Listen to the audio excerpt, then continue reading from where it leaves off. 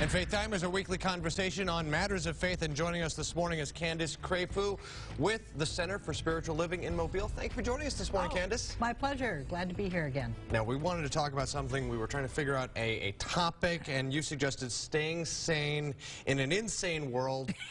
Where do you start? I think it's good because I talk to so many people that are just, they just want to go to bed and pull the covers over their head. You know, it's political stuff no matter what side you're on. It's global warming. It's whatever's going on. And so people can have anxiety over a number of things. Yeah, they can. They can. And so I think the important thing is to have a spiritual foundation, a belief in something greater than you are, that you are a part of.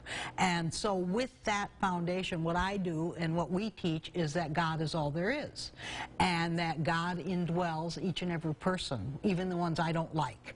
And God is in every situation.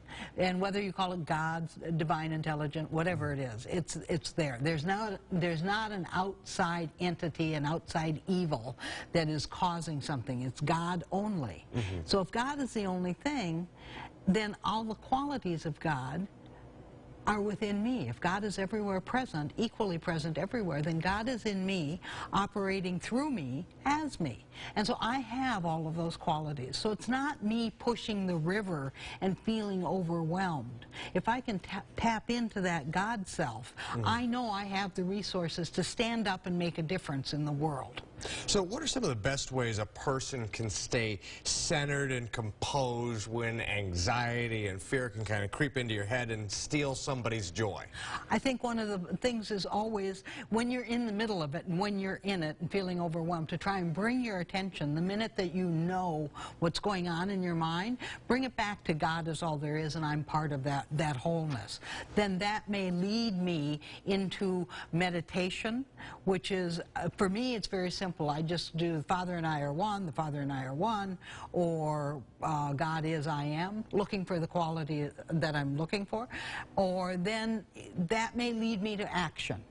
But to certainly recognize that I am part of a whole, part of God, bring it into meditation, because I can only change me. I can only work from my awareness and my consciousness and then go out and do something in the world. So what are some things that really kind of drive you crazy, and how do you counteract that in your own mind? Okay, my favorite is the 10 items or less line with somebody with 30 items. I think we're all kind of bugged by that occasionally. Or somebody in the bank line that is playing with their phone and thinking their life is so important. So those are some of the things. So when do you think you finally got it in terms of your own learning techniques for mindfulness, or is it a constantly evolving exercise? I think it's constantly evolving. I became aware of that I was on a path when I was in my teenage years, but of course being rebellious and wanting to do it my way, I didn't listen up. And then karma has a way of catching up with you, so in my 30s I started to pay attention.